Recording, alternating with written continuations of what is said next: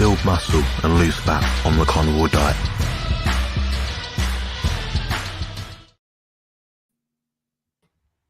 Hello guys, welcome to segment number 57 of Carnivore Muscle Ramblings for myself, Jonathan, composition consultant, and of course, former fat girl, advocate of the anorexia vegana protocol. How's it going? I'm good. I'm coming at you from my hobbit house in a tree. That looks quite realistic, actually. I quite like that. On you the have to have really, really little legs and a short body to sort of fit under those steps. So on the stream I did with Bart, people actually thought this was my real house. So I'm just going with it. Oh wow, yeah, that was a good stream, that one. I quite enjoyed that. Yeah, it was fun. But how are you doing? Not bad. Just twirling away with my age. Had some consultations recently, so two yesterday, one today. Not bad. Nice. It's surprising how many people find you online. A lot of people find me through Baker and Dr. Chafee. Oh, really? It's pretty cool. Yeah. Oh, interesting. Yeah, I have a call in about 45 minutes from someone who randomly, this Jewish community in Arlington, Virginia, I guess they have a lot of clients or people who attend that community who are looking for weight loss help. So I don't know how she found me, and I asked her when I call her at 3, but yeah, she randomly just emailed me saying that they've been looking for someone like me and for their clients. So it's interesting. Yeah, you got to have the right approach to people. I think with me, people like that I'm very straightforward and honest. Like, people that know me, that's the first thing that stands out. Like, I'm very to the point. Then other people are salesmen. Yeah. But some people, I mean, if you sort of bring the American salesman showboating sort of atmosphere over here, people would avoid you like the plague, because over here people are very, I wouldn't say blunt, but they're very to the point. Whereas in America, from what I can tell online and people that I've met online, they're a bit more, they promote a bit more. They're a bit more like self-advocates. Maybe, I don't know. But yeah, it's all about the marketing, and yeah, you're not wrong for the most part. For the most part. Which part am I wrong about? I don't think it's everyone in business, but I think it's just our marketing techniques, I guess, are probably just different. That's all it is. I think it's just we're taught like empathy and all that as a big part of our marketing, so we have to get very wordy.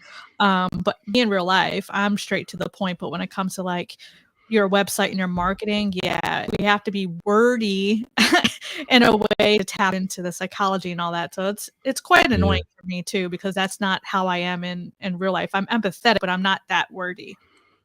I see. That's interesting. Yeah. You know, I went to Mexico when I was younger, and I remember watching the TV and the commercials, and I was like, "Is this real TV? Is this like some sort of fake thing?" Like, but what you watch an advert in the US and watch an advert here, stark difference. The US is a lot more like sensational and fantastic and in your face, but over here it's, if you want to buy a cup of tea sort of thing, or you're trying to promote tea bags, you'll just see like a cup of tea on a table and be like, that was delicious, and that'd be the advert.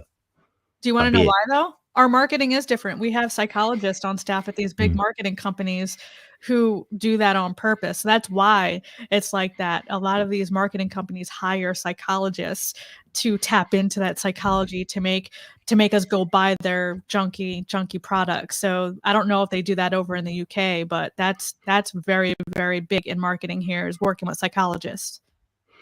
Yeah, I think ours is more analytics based than psychology based. So we probably trial things first, then see what happens in the big picture. But it'd be interesting if we implemented that sort of side of things with, looking at the psychology of people, surveys, stuff like that. Yeah. A lot of the time, if we survey someone over here, we won't get an honest answer. People are very withdrawn, I think, in that sense. Yeah, same. Yeah. Well, we're just going to continue rambling unless anyone's got any questions to put in the chat. We won't be on long tonight, guys. Probably 40 minutes, 50 minutes maybe. So if you do have a question, put it in sooner rather than later. If you put it in lastminute.com, I'm going to ignore it, to be honest. I do not feel well tonight, and I really don't want to be sat here for longer than I have to. But I do enjoy these, and I find that people enjoy them as well. So that's why I'm here. Otherwise, I would have just sat out tonight and cancelled and bailed on all of you. Aw. Wah, wah.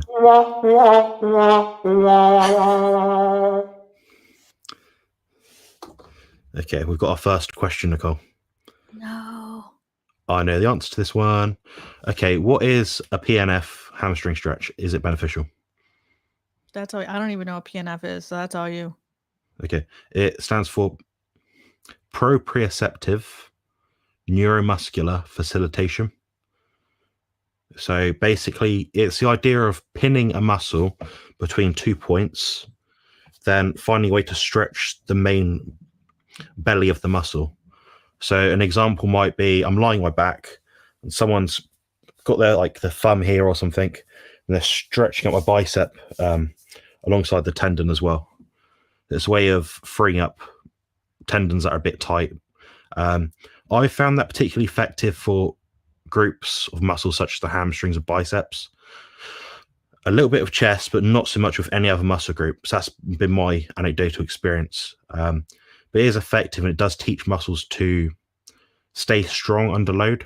So what people will actually do is they'll do that same movement where they bring it back, then they'll almost like tense the muscle. So the current literature on stretching in terms of like after exercise to, I don't know, reduce the risk of injury, stuff like that, is any stretch has to be matched with a contraction.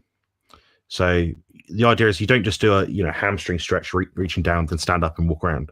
The idea is you do that, then almost like clench your hamstring muscles, like grip the floor sort of thing, then stand up. It's kind of the same principle as that. And what they aim to do with PNF is they aim to free up it's more to do with the brain, how the brain connects the muscle. So if you think, okay, you can bring it back here, breathe deep, back further. So, if you hold a stretch, the longer you hold it for, the deeper in the stretch you can go. Obviously, there's a limit to it, but that's basically the principle of how it works. And it is beneficial for injuries, but I wouldn't use it any time around training if you know you're going to train that same muscle group again soon, because it will weaken it. So it is quite a bit of a burden to the recovery system, I find. Interesting. That's mixed when it comes to stretching too, because I've looked that up and I've heard mixed things like in the military when we would train for our PT test or physical training test. Some instructors will make a stretch beforehand, some won't, some will make a stretch afterhand. So it's very confusing on the science behind stretching, on when it's most beneficial. Should you stretch before exercise, after exercise, intra workout? It's so conflicting, and people have different approaches to it, in my experience. What do you think about that in your experience? I'm glad you caveated that then. With what? In my experience. Yeah, my experience on working with trainers and things like that. Like, I'm not a personal trainer or exercise science person, so I'm just going off what I've been told in my experience working with trained professionals. Yeah, I think the scientific literature is very, very clear. Just because I've looked at it recently. In the current standings, it's kind of saying you don't stretch before, but if you are going to stretch before, it's in a case for a warm up, like maybe a dynamic stretch, so a walking lunge, a few push-ups, not to failure. That's pretty much what they recommend in terms of like being the best practice. So the goal isn't to burn yourself out, to stretch out muscles too much, because an overly stretched muscle can't contract as hard. So you're learning a muscle to be in a position where it's at its weakest when it's most stretched. So therefore, it's not beneficial when you train, like in terms of like weightlifting or resistance training. Personally, I don't warm up myself, but that's due to the way I train, in that the warm up is my training. So I don't lift ballistically anymore. So I'm warming up as the weight goes up and down. Now, if I was doing a 1 repetition maximum, I would probably warm up. I wouldn't go under a bar with 200 kilos on my chest and think, "Oh, go at it." That's stupid. But I would do, maybe 50% effort, 60, 70, something like that. But with my training for bodybuilding, I don't personally warm up. The warm up is built into the first set I do. After training, I do like to do some static stretches, but only if there's an indication that it's beneficial to me. So, for example, my lower back, hamstrings, glutes get quite tight. How do I know that? They hurt all the time. And my flexibility in those areas goes down quite easily. So I have to maintain mobility by doing the stretching. So for me, it's a 30-second minimum stretch. And that'll just be like a groin stretch, hamstring stretch, a thigh, front of the thigh stretch. And that's about it. I find I don't need to stretch my calves because they're very mobile. I can get my toes right up towards my shin quite easily. Damn. So I don't bother. So yeah, I think it's as per required basis. I think a lot of people have the idea of like a program being so, this is how you do it, but then we can watch, American football players, they'll all have a different warm up because they found different practices to be more beneficial. Yeah, it's a strange one because it's annoying because people do say lots of different things. But a lot of people don't keep up with what the scientific literature is. Like, the stuff about the rest, ice, compression, elevation thing. Yeah. I know I think one of us spoken about it before, I think. And it's like, well, the guy that kind of said that, or the lady that said that, I think it was a guy. It was a guy. Like, he's like, oh, this is a load of rubbish. I don't recommend it. For me, like, I like to be warm after training, ideally. I think if you are cold, you blunt that inflammatory response which is necessary to adapt. So I think let the body do what it needs to do, but don't blunt it. Now, if someone comes to me and say, I'm always sore after training, but because of my career, I'm an athlete, I have to do these sessions, I have to compete on certain days.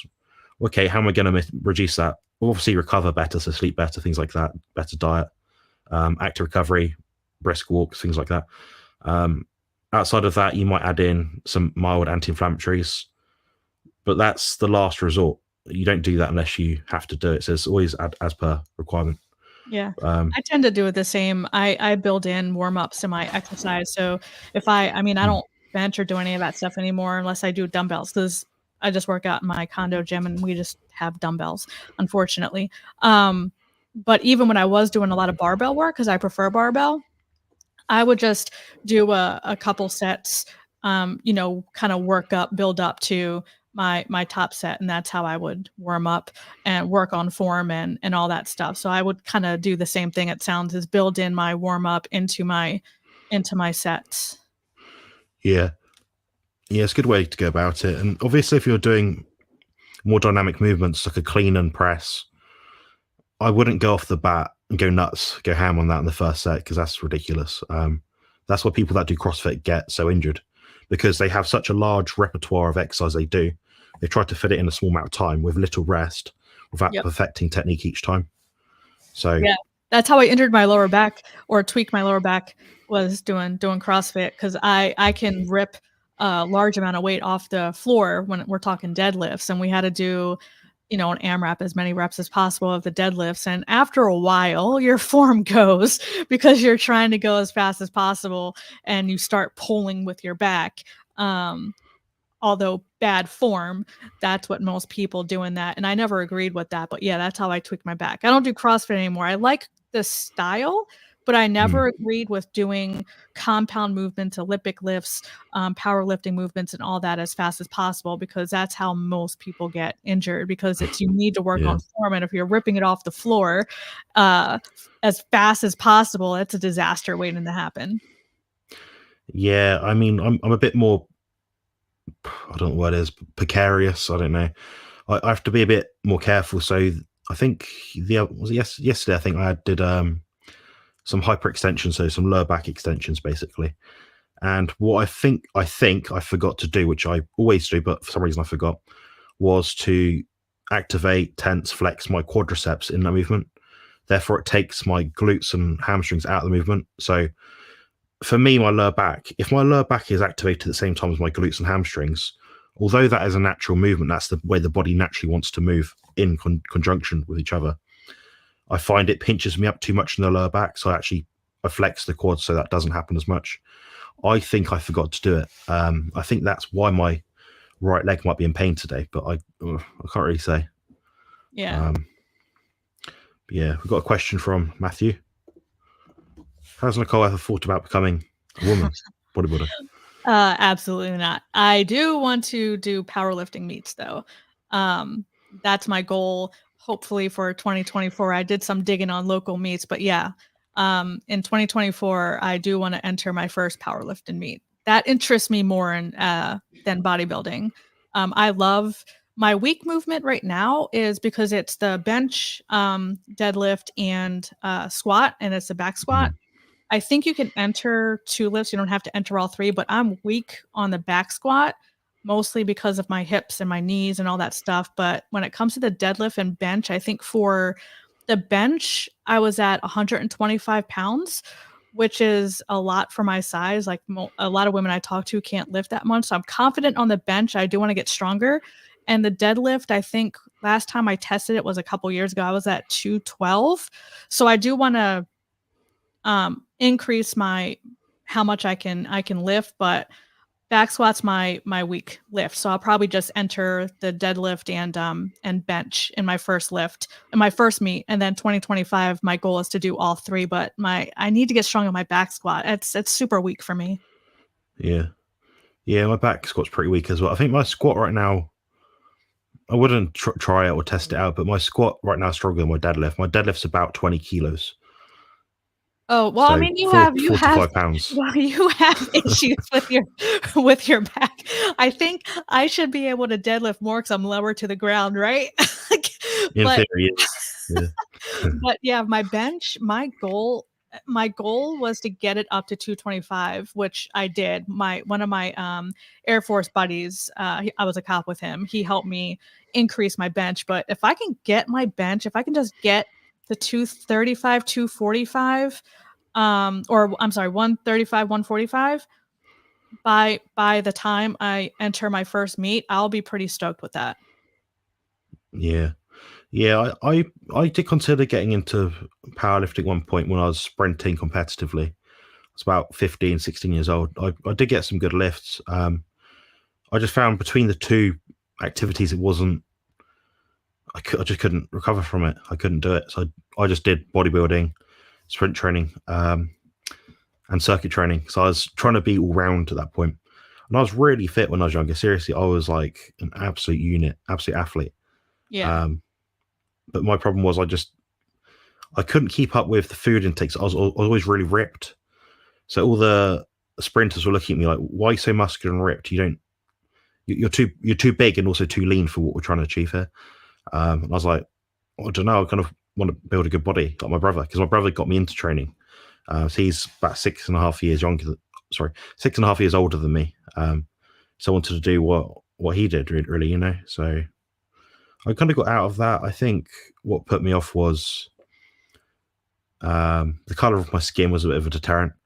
I don't think I'd be that successful. I ran 11 seconds at the age of about 15, 16 years old for 100 meters. Damn. Yeah, I was seriously quick. I think if I was to go back in time, I don't think I would have pursued that as a career. The reason being, my spine the way it is, I think eventually something would have given anyway. So it's like, could I? Maybe. I would have had quite a short career though, because sprinting 14, 15, 16 times your body weight with each step going through your whole body.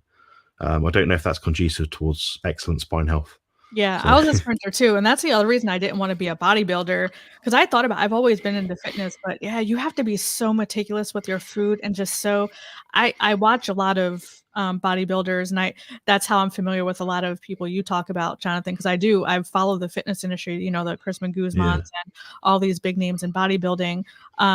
But you have to be so meticulous with your food, and I mean, I'm in my mid 40s, like I'm to the point where I'm beyond that. I think for me, I've always been strong. I'm naturally strong. I just want to increase my strength by next year, but I don't have to like be so strict and meticulous with my macros and, you know, focus on eating 24/7, doing powerlifting. For me, that suits me more just because one, I'm naturally strong, and two, I don't have to stress the food aspect as much. I mean, doing what I'm doing now, eating predominantly proteins and fats, I mean, that's automatically gonna help. But yeah, that's bodybuilding is just too strict, and like dropping weight and doing all that over the long term, I just don't think it's healthy long term, especially for a woman. I've known people who lost their periods doing that, and it's just not my jam. Yeah, I know 4 female bodybuilders, so they do one of the categories within bodybuilding. 2 of them are professional. 2 of them are on the cusp, I believe, of being a professional. One of them has quite bad, by the sounds of it, I don't know, kidney issues. And I'm like thinking that's quite a serious problem. It's not something you can just take a break from and it goes back to normal, you know. So that's quite concerning. But yeah, I completely agree. I think a lot of times they try to be so perfect, which is what causes the problems.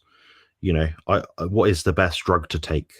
What is the best training method? But then people will realize they don't have the genetics to go all the way and become great at whatever it is. Then they just think, oh, I'm still not the best, but I'm doing this. I need to do more. And that's where people start to get the issues. Yeah. So I've known competitors taking like 3 grams of gear per week just to win a regional show. And I'm like, I know you probably don't know what that is, but it's if you think that the average male produces an equivalent, maybe 100 to 150 milligrams of testosterone per week, taking 3 grams of that per week. So that's like 20 plus times what the body would naturally produce. That's insane. So for me, it doesn't.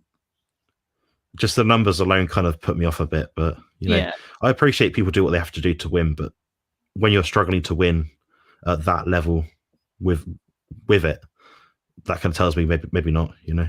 Yeah.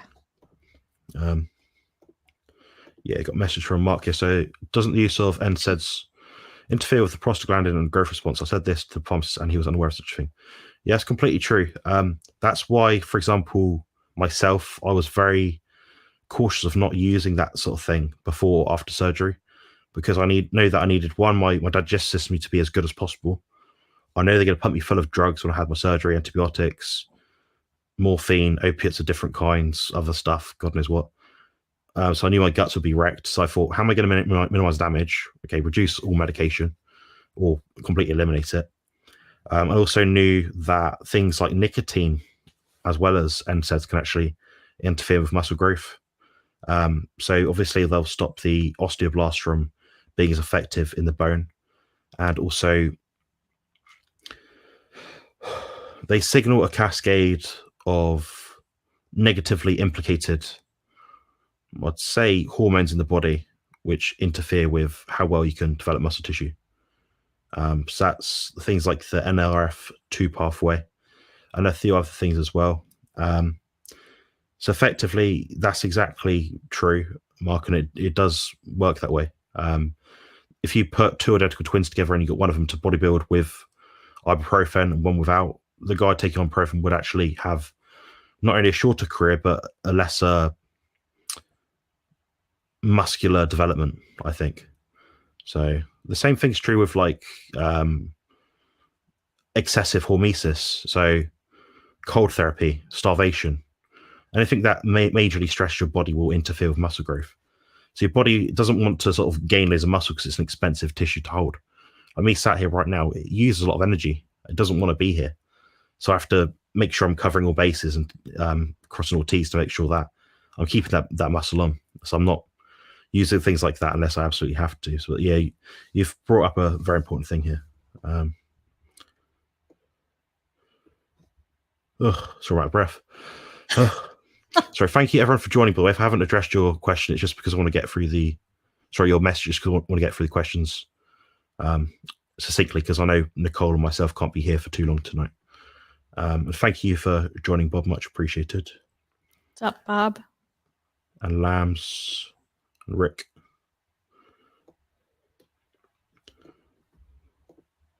I think so. Urinator, I think, was a spammer last time. Oh, wow.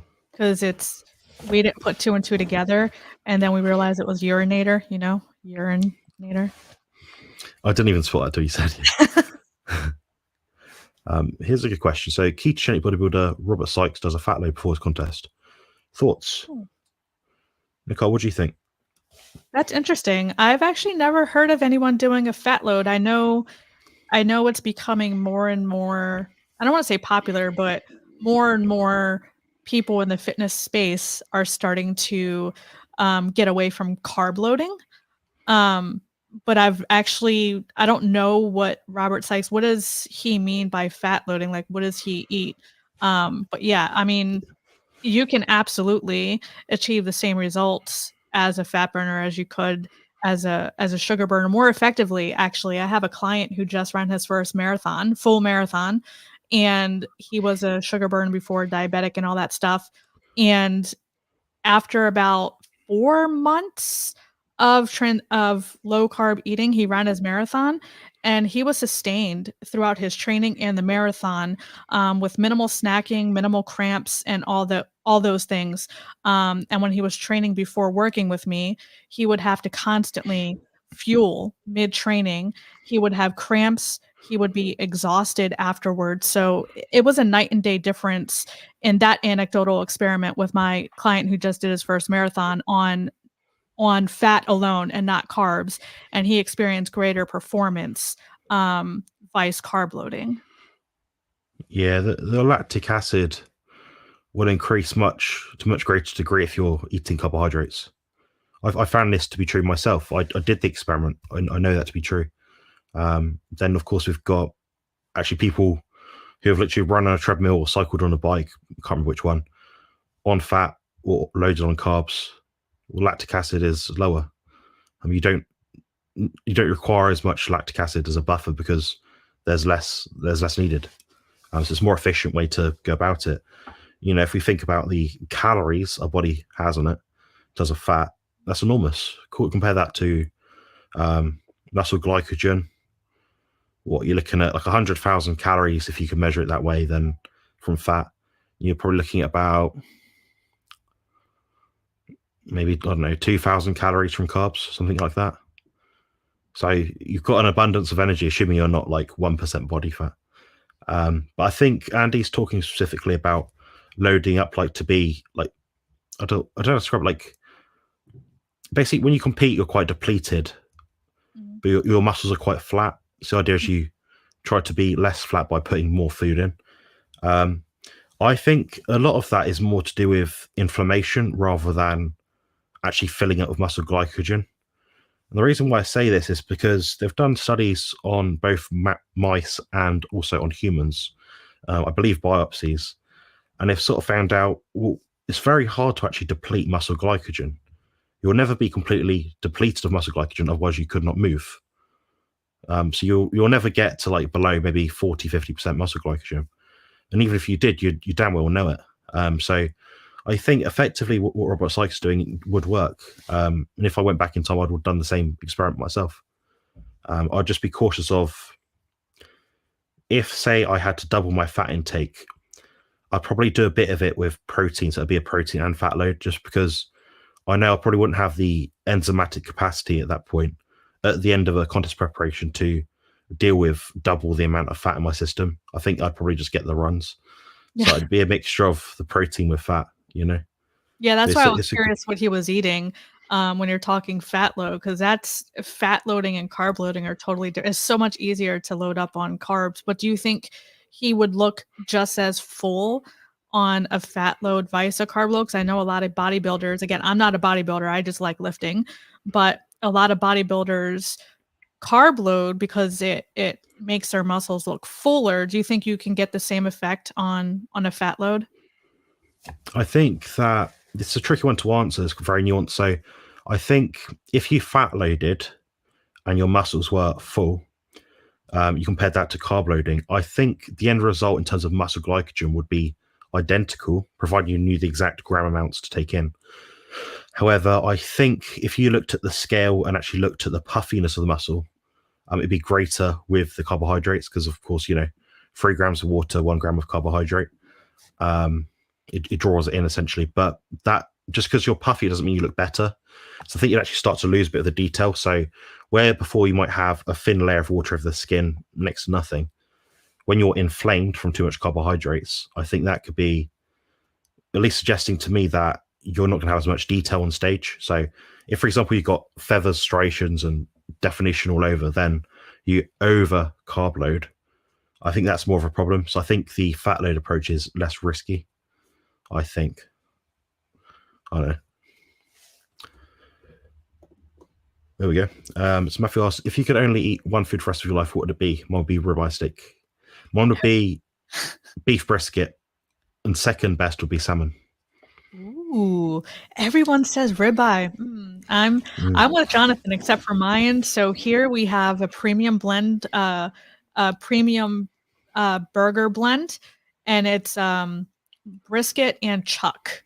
There was someone that actually said they have brisket, chuck, and pork, or some other trifecta. But yeah, that premium blend, brisket and chuck, I can eat pretty much every single day. It's so flavorful, so juicy. That's pretty much my favorite meal. That sounds all right. Yeah, I'd quite like that sort of thing. We have burgers over here that are like that. So sometimes I pick out like from the shop a burger. It might be chuck and brisket blend, something like that. So it'll be a mix of two cuts. I find it actually tastier. Yeah. I have found myself that there's some meats or cuts at least that I don't particularly like that much. It's funny because I really think every cut of meat has a different way to cook. Like brisket for me is always a slow cook sort of thing. Roast beef I actually prefer, which is quite lean. I actually prefer that slow cooked as well. So I usually do that. But yeah, excuse me, I need to sneeze. Hold on.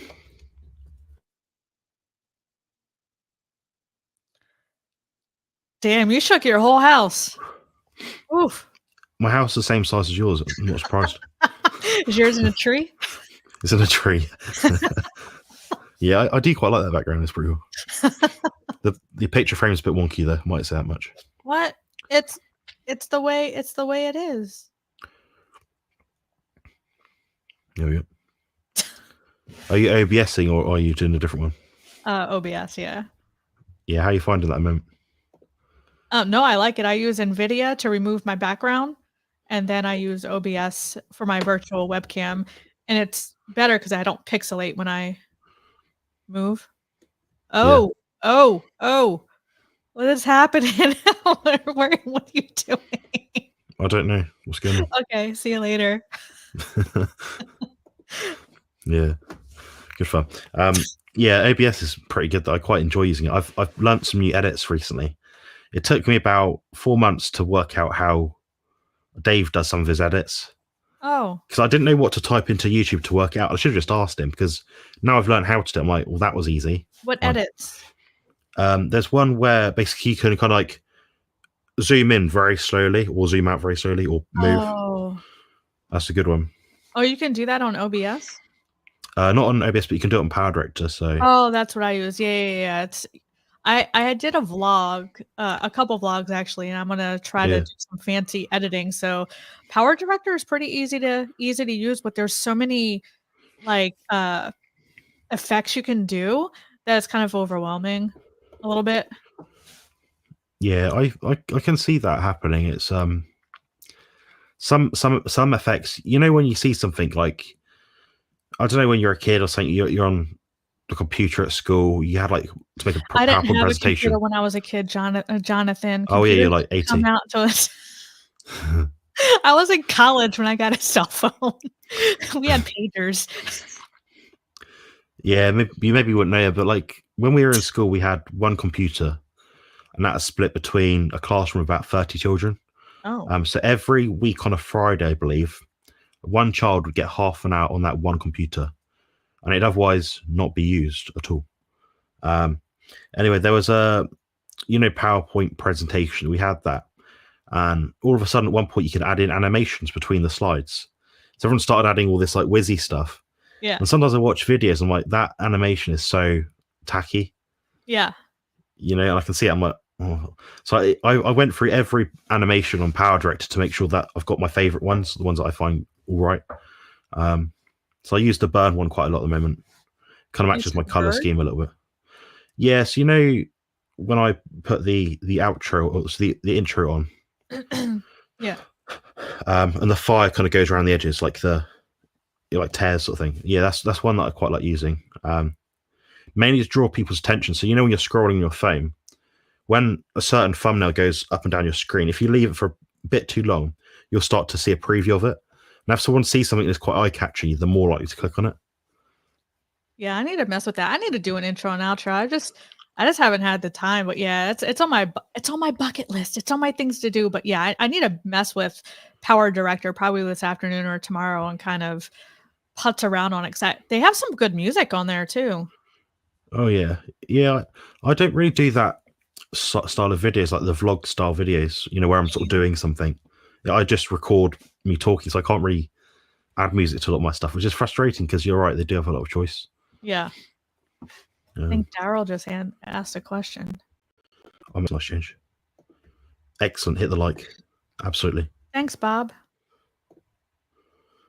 Excellent. Thank you for joining. Hey. Okay, a question from Daryl. So, is a 30-minute sauna beneficial after a hard workout? That's a good question. And I've discussed this with my friend Matthew in quite great detail. What do you think? Yeah, I don't remember what you said, but for me, I would imagine because it helps, heat would help decrease the inflammation and help relax the muscles, whereas cold tenses up the muscles. So for me, I would think it would be beneficial, but that's just my working hypothesis. I think your hypothesis is supported by scientific literature. Awesome. Yeah, because I have not looked into that at all. That's just how I understand like contraction and expanding and contraction. That's all I got. Yeah, I mean, I think that is right. I mean, I had pretty good recovery in terms of training when I was competing in 2000. I think it's 2018. That was when I was finishing up university, and I won Mr. Wales. And for that show, I do my cardio, what have you.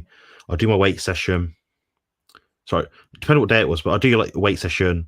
I'd go for a small swim in the water. So I mean, just walking back and forth. I couldn't really swim. Then go in the sauna for about 20 minutes. But I was also weighing myself before and after just to see how my hydration was. So I actually used that as a tool to work out how much water I was flushing away. And at that point in time, my recovery was actually really, really good. So I was going to the gym, not overly sore, still progressing in terms of like the lifts and things. But I felt good after the gym as well. I didn't feel like completely trashed. Whereas I find people that do sort of cold therapy afterwards, you're sending the wrong signal to your body. I think a lot of people abuse it. Yeah. I mean, if you're sat in a sauna, it's a bit stressful to your body because you're trying to regulate your core temperature. But at the same time, you feel relaxed. Like if you're warm and snug, you feel relaxed. If you're cold and shivering, cortisol spikes. That's it. Then people are like, oh, but it raised your dopamine levels. Yes, it will raise your dopamine levels after the fact of being cold, because it's your body's reward system of telling you, thank you for stop doing that to me. That was fucking horrendous. and you notice you shiver, you get all tense up. So if you're trying to recover after a hard workout, you want to do the opposite of tensing up your muscles. You want to relax your muscles because they're already inflamed. And making your muscles all tense from things like cold. Opposite of sauna, you're just stressing the body even more. Yeah, I think Daryl's onto the right thing here. He's doing the right thing. Yeah. Yeah, you don't necessarily have to do half an hour. I don't think there's a real definitive time you have to do. If you wanted more research or a bit more of a firm grasp of understanding, I'd probably look at research done in Finland. That's some of the stuff that I've looked at. And apparently everyone out there has saunas, like in their house. My friend Matthew has a sauna I think it's in his bathroom or something, like a little cabin. He has a sauna in his bathroom? What the something like that, yeah. Yeah, they all have it. It's like a lot of people have it out there, like as if as many people over here drink tea, as many people over there have a sauna. That's pretty cool. Yeah, I mean, I don't have a lot of space in my living room, in my little space for a sauna, as you can see, because it's kind of like the base of a tree. So there's really no place to put a sauna in here. I don't think so. Let me have one in here.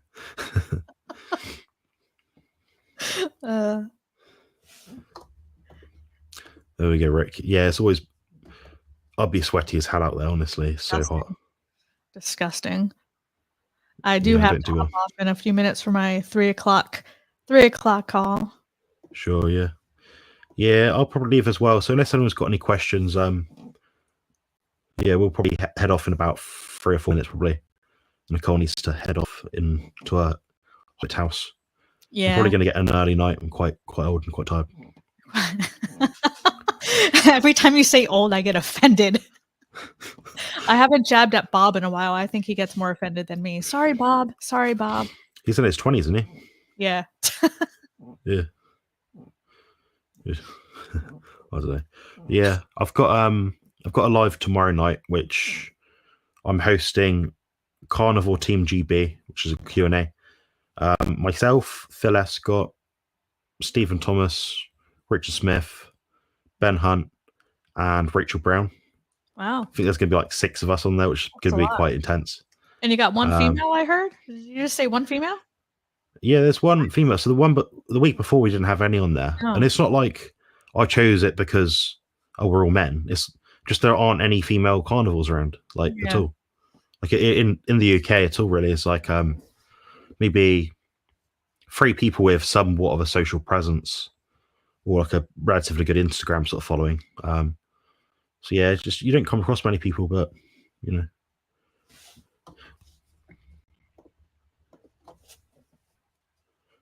How do you assess fat to protein ratio of cooked meat, assuming that a lot of fat melts away depending on the cooking method?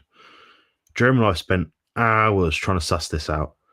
I found the best technique for myself in terms of being the most accurate to be have lean beef, so I don't know, 95% lean, then adding in butter to it or tallow, ghee, dripping, what have you. That's probably going to be your best bet in terms of being accurate. But with every client I have, I always say, I don't say have 80% lean beef, then the fat just leave in the pan. I say if you're having 80% lean, you're eating the fat, 20% that remains in the pan. So I'd definitely be concerned about eating that. So you'll have your beef in the pan, put it in, pan, drain it on top, done. Then lick the bowl as well, just to be sure. Just get the drippings and just Yeah. Oh my god. You like that? I'm gonna make that a thumbnail one day. You're gonna make that a short.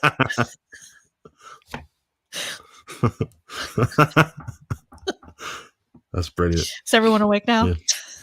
Yeah, probably. It's been very dynamic. I don't know. That's funny. Well, that's all the questions tonight anyway. We're going to pop off. It's been a long night, long day. So check out Carnivore Team GB tomorrow, the Q&A, 7 p.m. UK time.